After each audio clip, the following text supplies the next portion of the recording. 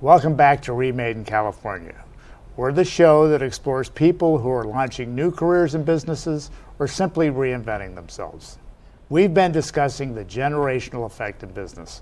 Joining us now, actress, comedian Joanie Marx, who has a great sense of humor about staying relevant and competitive in this business environment.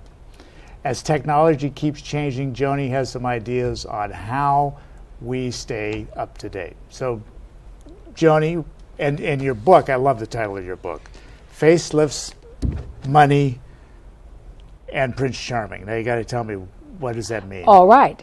So I went to lunch with my college roommate who was widowed for a time. I said, how is your new life going? And she said, what new life? I haven't had a facelift. I don't have money to attract a suitor, so there's no Prince Charming in my life. Okay. I went home. So this is the hit list. This is the wish list. Yeah. And I went, no, we don't need that. Right. So through the book, I realized there are these myths that we grew up with, that we were taught to believe, and so we have to break them to live our best life in the now of nows. Yeah. And how do you do that? Tell me. Okay. So I have a slogan that I use, which is I'm your guide to refocus and renew your life, which is a kind of a cool thing. But so what does that mean? So in the refocusing, you have to understand that your life is a journey, but it takes different paths. It isn't the way we were grown up to believe that you did one thing, you got married, you lived happily ever after with Prince Charming, and there you were. So it's not. So in the refocusing, I think we need to talk about what is it that excites you. And so what I suggest in my seminars is you think about when you were 5 years old. What did you like to do? Because that's the essence of who you really are. What enjoyment did you find from things? What excited you? And if you ask any kid, they will tell you what they want to be when they grow up. It may be fanciful, but they definitely know what they want to be. Yeah, and then lots of stuff happens and you lose it. So I was lucky to see my little first friend from kindergarten, and Linda, and she said to me, Joan, don't you remember when you were 5, you told me you were going to be an actress? Oh my gosh.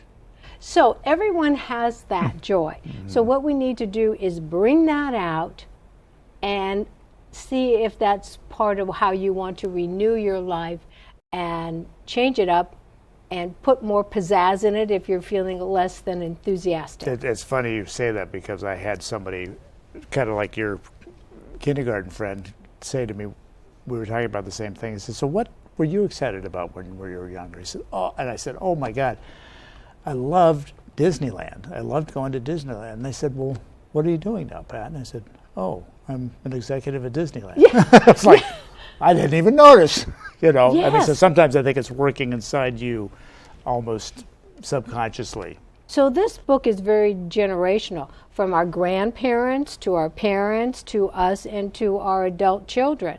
I know you changed, right? You became an actor. I've done the same thing. I do part-time acting as well, which is, if you love rejection, become an actor, right? Wonderful. No, I've had a lot of fun, and you have too. Yes. What were the challenges? What was hardest about it? Right now, it's the hardest because the prevailing point of view on television is that baby boomers are obsolete, unsexy, and don't sell products. Right. The truth of it is that baby boomers are the invisible customer with all the money.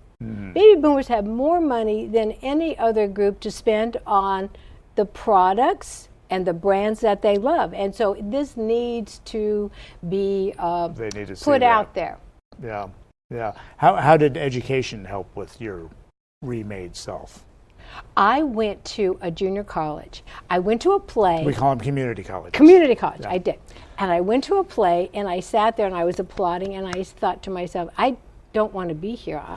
I really want to be there. Right. So I went into the community college. I didn't even sign up. I just kind of knew when the class started, and I walked in, and my voice broke when I said, can I be in your class? Oh, and it was like magic. Kind of walking over a magic threshold of some kind. And I got to be in the productions. I've got to learn the beginnings of acting technique. Now, were you the oldest person in the class, or close to Yes, the oldest? yes. I've been there with acting classes. I know, and so the guy says, pick a scene to start with. So I picked the only guy that was close to my age. Right. So I picked a scene. I picked the opening scene,